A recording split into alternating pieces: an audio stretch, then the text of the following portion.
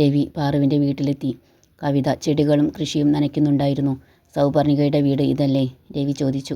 അതെ, കവിത പറഞ്ഞു. രവിക്ക് ചെടികൾ കണ്ടപ്പോൾ തന്നെ സംശയം തോന്നിയിരുന്നു. മലപ്പുറത്ത് പാറുവിൻ്റെ വീട്ടിൽ കണ്ട ചെടികളും കൃഷികളും എല്ലാം ഇവിടെയുമുണ്ട്. സൗപർണികയെ ഒന്ന് വിളിക്കാമോ? രവി ചോദിച്ചു.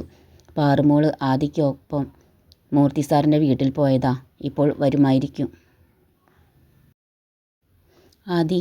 ഈ ആദി ആരാ? രവി ചോദിച്ചു. ആദിത്യ കൺസ്ട്രക്ഷൻ കമ്പനിയുടെ മുതലാളി. മൂർത്തി സാറിൻ്റെ ആ വീട് പണിയുന്നത് ആദിയാണ്. കവിത പണി നടക്കുന്ന ഭാഗത്തേക്ക് കൈ ചൂണ്ടി. അവിടെ കുറേ പേര് പണിയെടുക്കുന്നുണ്ടായിരുന്നു. ഈ പാറുവിന് എന്താ ജോലി? രവി ചോദിച്ചു. അതറിയില്ലേ? പാറുമോള് മൂർത്തി സാറിൻ്റെ PA ആണ്. ഇവിടുത്തെ ബ്രാഞ്ചിലാണ് മോള് പോകുന്നത്. PA ആണോ അവള്? അതിനു മാത്രമുള്ള പഠിപ്പൊക്കെ അവൾക്കുണ്ടോ? രവി ചോദിച്ചു. പിന്നെ പാറുമോൾ കോളേജിൽ പഠിച്ചു റാങ്കൊക്കെ വാങ്ങിയിട്ടുണ്ട്. അതിന് അവാർഡ് കിട്ടിയ ഫോട്ടോ ഒക്കെ ഇവിടെ ഉണ്ട്, കവിത അഭിമാനത്തോടെ പറഞ്ഞു. ഈ ആദിയുടെ കൂടെ ഇവളെന്തിനാ പോയത്? രവി ചോദിച്ചു. ഈ ചോദ്യം കേട്ടപ്പോൾ എന്തോ പ്രശ്നമുള്ളതുപോലെ കവിതയ്ക്ക് തോന്നി. പിന്നെ അവൾ ഒന്നും മിണ്ടിയില്ല. ഇതൊക്കെ ചോദിക്കാൻ നിങ്ങളാരാ? അപ്പോഴേക്കും ആകാശ് അങ്ങോട്ട് വന്നു. അവൻ ഫോണിൽ ആദിയെ വിളിച്ചിട്ടുണ്ടായിരുന്നു. കോൾ കട്ട് ചെയ്തതും ഇല്ല. ഞാൻ രവീന്ദ്രൻ, സൗപർണികയുടെ ഹസ്ബൻഡാണ്. AM കമ്പനിയിൽ മലപ്പുറം ബ്രാഞ്ചിൽ മാനേജറാണ്.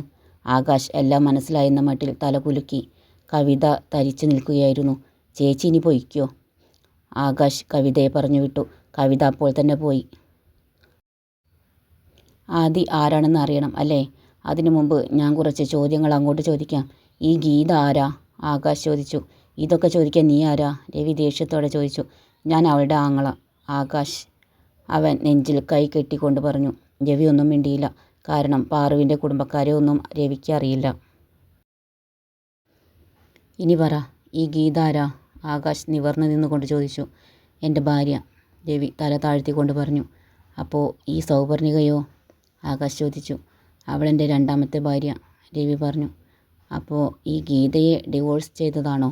അവൻ ചോദിച്ചു. അല്ല, രവി പറഞ്ഞു. ഓക്കെ, ഈ സൗപർണിക നിൻ്റെ ഭാര്യ ആണെന്നതിന് തെളിവ് വല്ലതും ഉണ്ടോ? ആകാശിന് അതാണ് അറിയേണ്ടത്. Marriage certificate or photos? നിങ്ങളുടെ പേരെഴുതിയ താലി ചെയിൻ, പേരെഴുതിയ മോതിരം, അങ്ങനെ വല്ലതും? ആകാശ് ചോദിച്ചു. ഇല്ല, രവി പറഞ്ഞു. ഇതെന്താ വെള്ളരിക്ക പട്ടണമാണോ? ഭാര്യ ആണെന്നും പറയുന്നു, തെളിവും ഇല്ല. നിങ്ങളെന്താ മനുഷ്യനെ കളിയാക്കുക? ഇവിടെ നിന്ന് പോയില്ലെങ്കിൽ ഞാൻ ഇപ്പോൾ പോലീസിനെ വിളിക്കും. ആകാശ് ദേഷ്യത്തോടെ പൊട്ടിത്തെറിച്ചു. ഇതെല്ലാം ആദി ഫോണിലൂടെ കേൾക്കുന്നുണ്ടായിരുന്നു. രവിക്ക് തിരിച്ചു പോകാതെ നിവൃത്തിയില്ലായിരുന്നു. ഞാൻ ഇപ്പോൾ പോവുകയാണ്, വൈകാതെ തിരിച്ചു വരും തെളിവുകളുമായി. രവി തിരിഞ്ഞു നടന്നു. ആകാശ് ദീർഘമായി ഒന്ന് നിശ്വസിച്ചു. രവി നേരെ കല്യാണം നടന്ന അമ്പലത്തിലേക്കാണ് പോയത്. അവിടെ ഒപ്പിടുന്ന രജിസ്റ്ററിൽ നോക്കി. അപ്പോഴാണ് രവിക്ക് ഓർമ്മ വന്നത്. താൻ ഇഷ്ടമില്ലാത്ത കല്യാണമായതിനാലും ഗീതയോടുള്ള ദേഷ്യത്തിലും ഒപ്പ് മാറ്റിയാണ് ഇട്ടത്. പേരും രവീന്ദ്രനാഥ് എന്നാണ് എഴുതി കൊടുത്തത്. ഒപ്പ് കണ്ടാൽ തൻ്റേതാണെന്ന് തോന്നുകയേയില്ല. താലി ചെയിനും ഇല്ല. അത് ഗീത കൊണ്ട് പോയി വിറ്റല്ലോ. അന്ന് ഫോട്ടോ പോലും എടുത്തില്ല. വിവാഹം രജിസ്റ്റർ ചെയ്തതുമില്ല. ഇനി എന്ത് ചെയ്യുമെന്ന് രവിക്കൊരു രൂപവുമില്ല. ആദി രവി വന്ന കാര്യമൊക്കെ പാറു കേൾക്കാതെ മൂർത്തിയെ അറിയിച്ചു. മൂർത്തി വേഗം തന്നെ തൻ്റെ വക്കീലിനെ വിളിച്ചു ദത്തെടുക്കൽ പ്രക്രിയ വേഗത്തിലാക്കാൻ നിർദ്ദേശം നൽകി. കോടതി ഉത്തരവ് വരാൻ 2 ദിവസം കൂടി പിടിക്കുമെന്ന് വക്കീൽ അറിയിച്ചു. അപ്പോൾ തന്നെ തൻ്റെയും ഭാര്യയുടെയും പേരിലുള്ള എല്ലാ സ്വത്തുക്കളും കമ്പനി ബിസിനസ്സുകളും പാറുവിന് ഇഷ്ടദാനം നൽകിയതായി എഴുതി വച്ചു. രജിസ്റ്ററും ചെയ്തു. അവൾ തങ്ങളുടെ മകളാണ്. വയസ്സുകാലത്ത് ആത്മാർത്ഥതയും സത്യസന്ധതയുമുള്ള അവൾ തങ്ങളെ നോക്കുമെന്നും സന്തോഷവും സമാധാനവും നൽകുമെന്നും മൂർത്തിക്ക് ഉറപ്പായിരുന്നു. മൂർത്തി യമുനയോടും കാര്യങ്ങളൊക്കെ പറഞ്ഞിരുന്നു. അവരും സമ്മതിച്ചു. രവി വന്നു പോയതിനു ശേഷം ആദിക്ക് സമാധാനമില്ലായിരുന്നു. എന്നും പാറുവിൻ്റെ അടുത്ത് ഇരിക്കാൻ കഴിയില്ലല്ലോ. തൻ്റെ വർക്കുമായി ബന്ധപ്പെട്ട കാര്യങ്ങൾ ഒക്കെ ചെയ്യണം. സൈറ്റുകളിൽ പണിക്കാരെ ഏർപ്പാടാക്കണം. പണിക്ക് ആവശ്യമായ എല്ലാ മെറ്റീരിയലും എത്തിച്ചു കൊടുക്കണം. അതും നല്ല ക്വാളിറ്റിയുള്ളത് നോക്കി എടുക്കണം. അങ്ങനെ ഒരുപാട് കാര്യങ്ങൾ ചെയ്യാനുണ്ട്. ആകാശമുണ്ട് സഹായത്തിന്. എന്നാലും ആദി പാറുവിൻ്റെ വീടിന് ചുറ്റും CCTV ക്യാമറ ഫിറ്റ് ചെയ്യിച്ചു. അത് തൻ്റെയും ആകാശിൻ്റെയും മൂർത്തിയുടെയും ഫോണുമായി കണക്ട് ചെയ്തു. പാറു ഇപ്പോൾ തൽക്കാലം ഒന്നും അറിയണ്ട എന്ന് തീരുമാനിച്ചു. രവിക്ക് എന്തു ചെയ്യണമെന്ന് അറിയില്ലായിരുന്നു. അവൻ തൻ്റെ പാറുവുമായുള്ള കല്യാണത്തിന് വന്ന തൻ്റെ 2 സുഹൃത്തുക്കളെ കണ്ടു കാര്യം പറഞ്ഞു. പാറുവിനെ എനിക്ക് വേണം.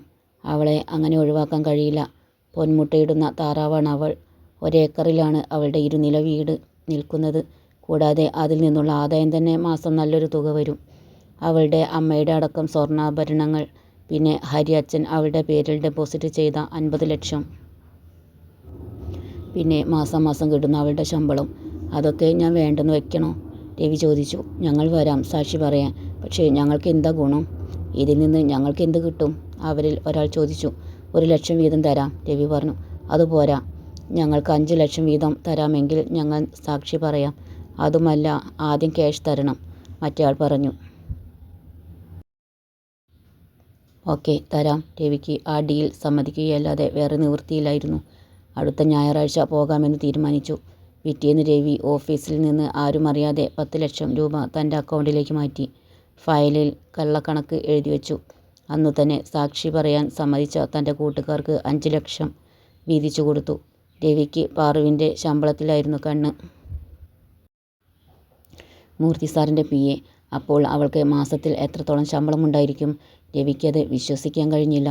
അവളെ നഷ്ടപ്പെടുത്തിയ കാര്യമോർത്ത് രവിക്ക് തന്നോട് തന്നെ ദേഷ്യം തോന്നി. ആ വിഷമം മാറാൻ അന്നും രവി മൂക്കറ്റം കുടിച്ചു. 4 കാലിൽ ആണ് വീട്ടിലെത്തിയത്. അതു കണ്ട് ഗീത രവിയെ ചോദ്യം ചെയ്തു.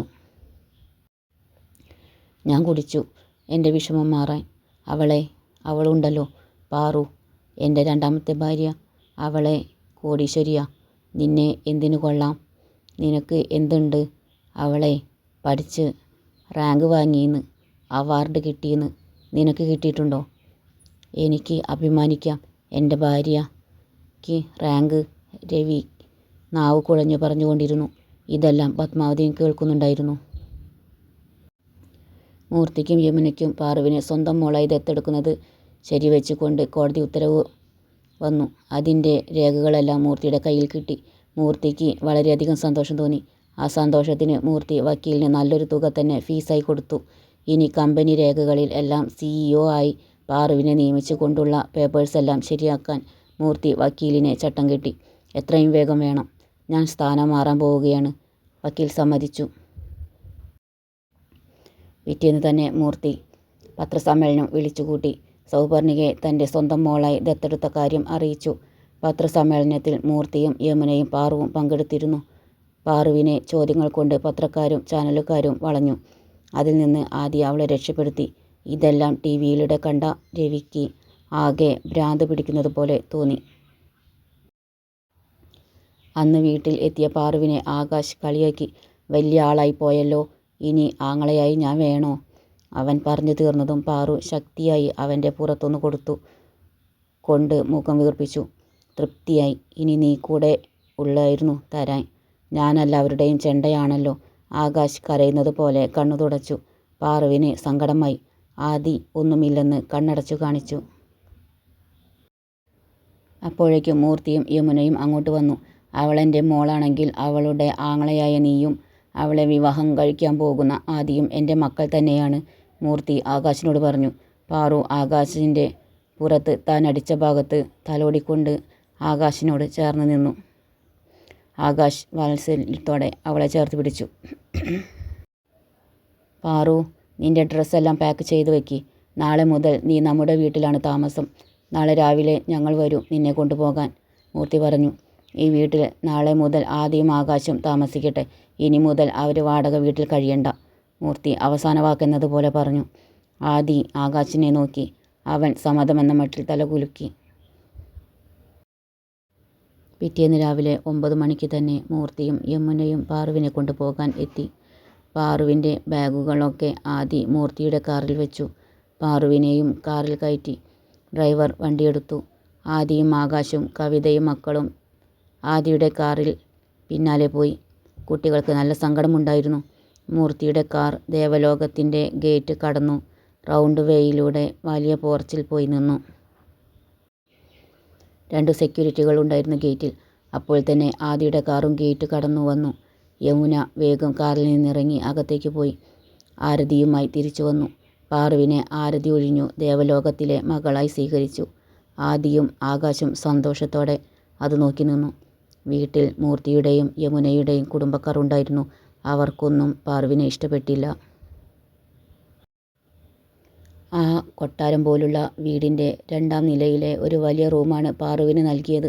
സെർവൻ്റ് പാറുവിൻ്റെ ബാഗുകളൊക്കെ അവിടെ കൊണ്ടുവച്ചു. ഉച്ചയോടെ സദ്യ കഴിഞ്ഞ് ആദിയും ആകാശും കവിതയും മക്കളും തിരിച്ചുപോയി. പാറുവിന് എന്തു ചെയ്യണമെന്നറിയാത്ത പോലെയായിരുന്നു അവളുടെ പെരുമാറ്റം. അത് മനസ്സിലാക്കി യമുന അവൾക്ക് വീടും പരിസരവും കൂടെ നടന്നു കാണിച്ചു കൊടുത്തു. താഴത്തെ നിലയിൽ വലിയ ഉമ്മറവും അകത്തേക്ക് കടക്കാൻ വലിയ ആർച്ച് പോലുള്ള കൊത്തുപണികൾ നിറഞ്ഞ വാതിലും.